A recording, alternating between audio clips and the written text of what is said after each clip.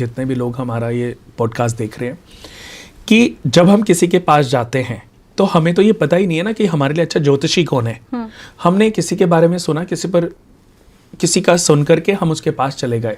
तो मेरा ये कहना है कि आप एक ज्योतिषी के पास जाओ, उसको अपनी प्रॉब्लम बताओ, या वो आपकी कुंडली देख के आपकी प्रॉब्लम बता देते हैं तो उसका ठीक है सॉल्यूशन जो भी आपको समझ आए इजी वे में आप करो।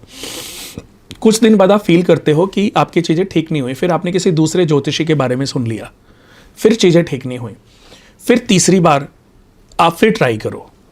लेकिन अगर आपको लगता है कि 3 बार आप लोगों के पास गए, एस्ट्रोलॉजर के पास गए और आपकी चीज़ें ठीक नहीं हुई, उसके बाद आप कहीं पर मत जाओ, सिर्फ भगवान की शरण में चले जाओ। भगवान की शरण में जाओ। मैं आपको ये प्रॉमिस कर रहा हूँ कि सच्चे मन से, सच्ची श्रद्धा से, सच्ची शिद्दत से आप ईश्वर को अपना गुरु बना लो।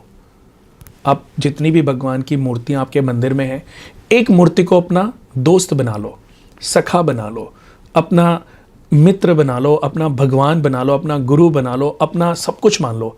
उनसे अपनी प्रॉब्लम को शेयर करो। आप ये फील करेंगे घर बैठे बैठे, रास्ते में जाते जाते, ईश्वर, एक बहुत प्यारा गाना था, ना जाने किस रूप में, जुबिन नौटियाल का था, किस रूप में नारायण आपको मिल जाएंगे। तो ये गाना जरूर है, बट ये सत्यता है कि जब आप अच्छे आचरण का पालन करते हैं, जब आप पूरी शिद्दत के साथ, श्रद्धा के साथ, भक्ति के साथ कुछ भी करते हैं ना अच्छा, तो ईश्वर अपने आप आपके रास्ते बनाने शुरू कर देते हैं। और अच्छा ज्योतिषी अभी तक मिला नहीं, 3 बार गए ना आप, इसका मतलब ज्योतिषीय उपाय आपकी लाइफ में नहीं लिखे। अभी आपका समय नहीं आया कि आपको एक अच्छा एस्ट्रोलॉजर मिले और आपको वो सॉल्यूशन दे और आपकी चीज़ें ठीक हो जाएं। अगर पाप बड़े हैं ना तो प्रायश्चित भी बड़ा होगा, उसका पाप भोगना पड़ेगा। जब तक पाप फल खत्म नहीं होगा तब तक आपकी चीज़ें ठीक नहीं होंगी। अगर पूर्व जन्म में पत्नी को दुख दिया है तो इस जन्म में पत्नी की केयर करने से ही प्रायश्चित समाप्त होगा, और कोई तरीका नहीं है। आपने मेरे से 10,000 रुपये लिए, हाँ।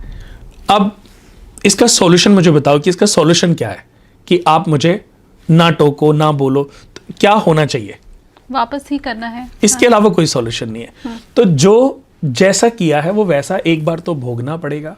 बट अगर हम समय रहते सही मार्गदर्शन पा लेते हैं, अब जैसे फिर वही बात कि अगर मार्गदर्शन सही नहीं मिल रहा है, चीज़ें ठीक नहीं हो रही हैं, तो भगवान की शरण में जाओ, अपने आप भगवान आपके लिए रास्ता तैयार करेंगे। मैं ये भी समझना चाह रही हूँ कि रत्न या कोई टोना टोटका, वो कहते हैं ना कि इस पत्ते के नीचे लिख के तकिया आपके नीचे रख देना, या पर्स के अंदर ये रख लो तो उससे चमत्कार हो जाएगा, ये चीज़ें क्या काम करती हैं या नहीं करती हैं? देखो, मैं आपको बता दूं कि सबसे पहले सबसे अच्छा, अगर मैंने जिस पे बहुत काम किया है, 25 साल से जब भी ज़्यादा हो गए मुझे एस्ट्रोलॉजी लाइन में, सबसे ज़्यादा जो काम करते हैं रत्न काम करते हैं। क्योंकि रत्न रासायनिक क्रियाओं से आपस में ज़मीन के अंदर ये तैयार होते हैं, बट ये हमारी बॉडी को अपने अनुरूप कर लेते हैं कि हमारी बॉडी के अंदर भी आयरन है, ज़मीन के अंदर भी आयरन है, तो आयरन से आयरन का जब मिलन होगा तो हमारे शरीर की हड्डियों को ये ठीक कर सकते हैं।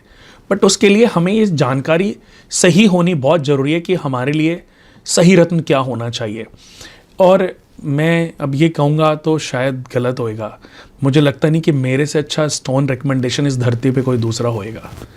मेरे को ये खुशी इसलिए मिलती है कि मैंने आज तक जितने लोगों को रत्न बताए हैं, उन लोगों ने मुझे आगे रिकमेंडेशन दी कि मैंने करोड़ों लोगों को स्टोन्स रिकमेंड किए, पहनाए। मुझे कभी किसी ने ये नहीं बोला कि आपने नीलम पहनाया, मेरी लाइफ, उसकी लाइफ बदली है, उसकी लाइफ चेंज हुई है। चाहे वो बिल्डर हो, चाहे वो स्टार्स हों, चाहे वो बॉलीवुड लाइन में हो, मीडिया लाइन में हो, डॉक्टर हो, इंजीनियर हो, कोई भी हो। दुनिया की ऐसी कोई कंट्री है ही नहीं जहाँ मैं जाता ना हो, जहाँ माउथ टू माउथ ही मेरी क्लाइंटेज बढ़ती जा रही है। तो उसकी वजह है कि रिकमेंडेशन अच्छी है। और आज मेरे ऊपर शुक्र की दशा चल रही है। शुक्र मेरा भाग्येश और धनेश होकर के 10th घर में बैठा, जब से आए मेरी लाइफ बदल गई।